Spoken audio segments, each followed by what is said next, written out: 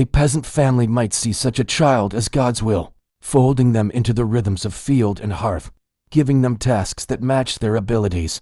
But in royal courts, imperfection was poison. Consider Russia's Romanov dynasty. History remembers Tsarevich Alexei's hemophilia, but not the youngest daughter of Grand Duke Vladimir Alexandrovich, born in 1882 AD. Official genealogies erase her entirely, listing only infant daughter, died young if at all. Yet payroll records from the Alexander Palace prove a different story. Servants assigned to an East Wing nursery for 16 years after her death. Letters between ladies-in-waiting describe a girl who never spoke clearly, who at 14 still played with dolls meant for toddlers, who would wander into frozen gardens barefoot, laughing at the snow. In 1917, when revolution shattered the Romanov world, she simply vanished. Did Red soldiers find her, bewildered amid the chaos? Did a loyal servant smuggle her away to some village where a simple woman might live unnoticed? Or did her fleeing family decide she could not be saved? We will never know. Spain's Habsburgs, already warped by generations of inbreeding, produced many hidden children. Charles II, El Hechizado the Bewitched, is infamous for his deformities, but others never appeared in portraits or records. Court physicians wrote in guarded Latin of infants with Mongol features, language not recognized as medical until 2 centuries later. Dr. Diego Mateo Zapata, in 1693 AD, described a princess whose name was scratched from every document, small in stature, slow to swallow, unable to follow lessons yet radiating warmth, embracing everyone she met, dancing to music she could not match in time. Zapata dared to suggest these children were not cursed but part of God's variety. For this, the Inquisition burned him. His notes, hidden in a false-bottomed book, lay undiscovered until 1954.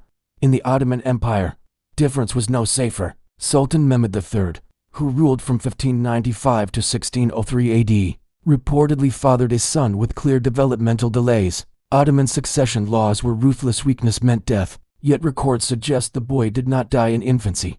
He was sent instead to the caves, the cage, a luxurious but deadly isolation for potential heirs. Eunuch records list food and supplies for one specific chamber.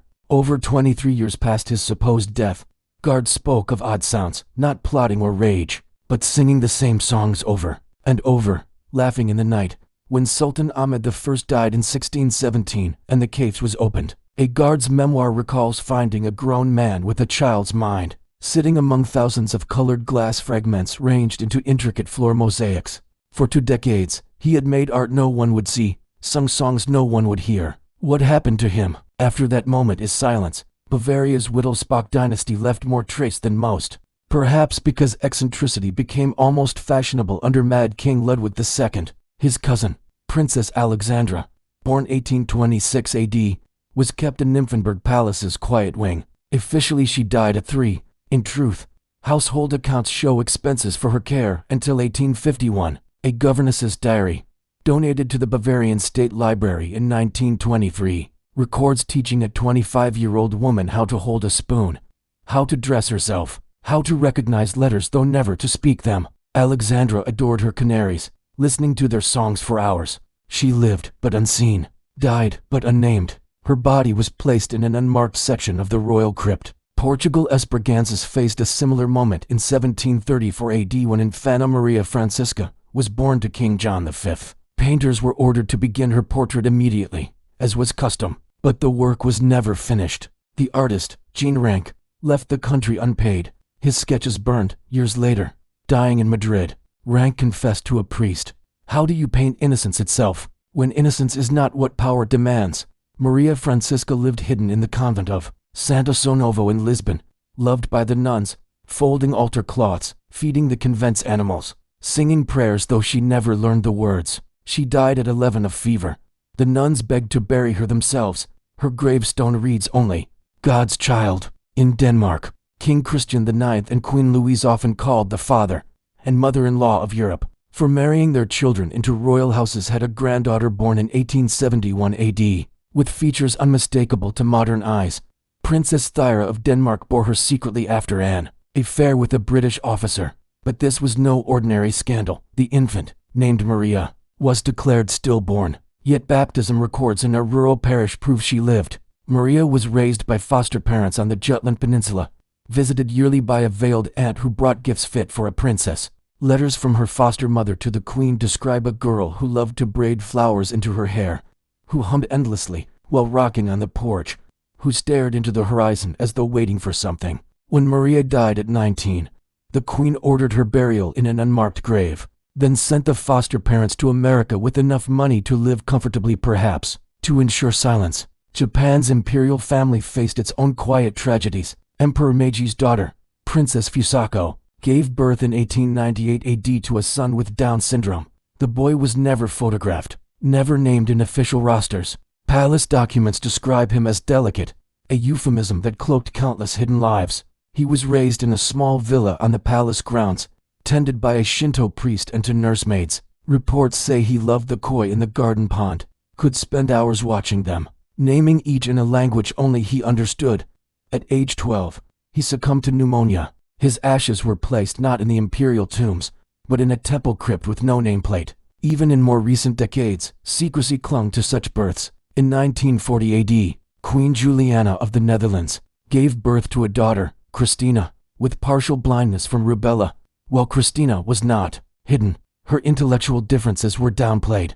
But palace insiders whispered of an earlier child, born in exile in Canada during the war, who never appeared in photographs or public records. A nurse who later emigrated to Australia claimed to have cared for a small princess with the gentle smile and flattened features we now recognize. She died, the nurse said, before her second birthday. No official trace remains. Each story we uncover widens the truth.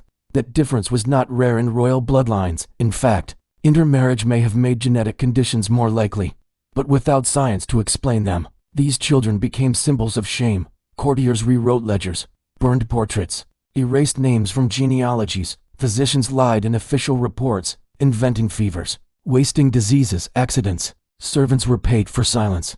In some cases, even siblings were told the child had died when in truth they lived only a few rooms away, unseen. And yet, in these shadows, there were acts of rebellion. A nurse tucking extra sugar into porridge, a governess sneaking a child into the garden at night to see the stars, a sibling slipping a note under a locked door. These moments could not rewrite the rules of empire, but they left imprints of love where history had left none. Today, genetic science offers answers these courts never had. We know that Down syndrome occurs in about 1 in every 700 births worldwide, that life expectancy has more than doubled since 1983, that education and support can help individuals thrive in ways once thought impossible. But we also know that prejudice still lingers. In some countries, prenatal screening has reduced the number of children born with Down syndrome to near zero, not because the condition has vanished, but because parents, fearing judgment or hardship, make choices shaped by centuries of stigma. To tell these stories is to return names to the nameless.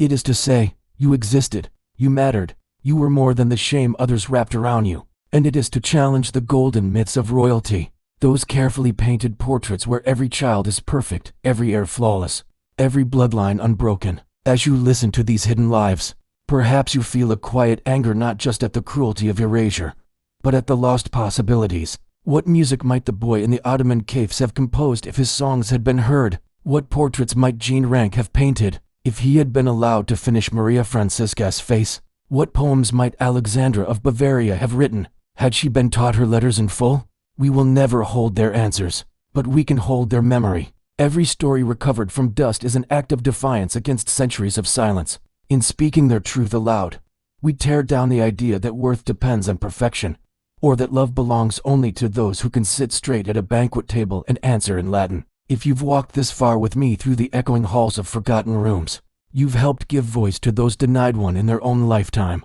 And if you want more of these untold stories, these glimpses behind the gilded doors, join me again. Like, subscribe, and share Untold Echoes so others can step into these shadows and help light them. History is not just kings and queens in portraits, it is also the child sitting in the corner, unseen, humming to themselves, waiting for someone to notice. Today, we notice, and in doing so, we make sure their echoes are never silenced again.